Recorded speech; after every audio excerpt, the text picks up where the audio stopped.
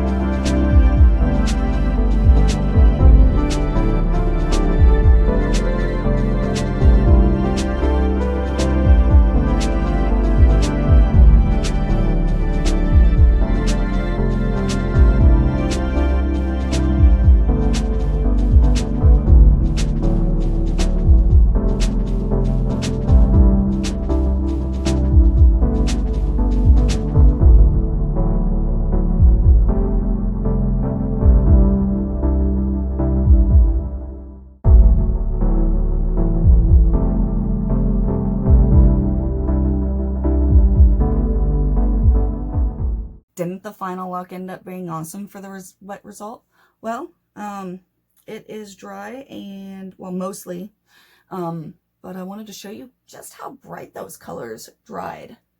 Like, holy crap, they're so shiny. Well, folks, hope you enjoyed my video.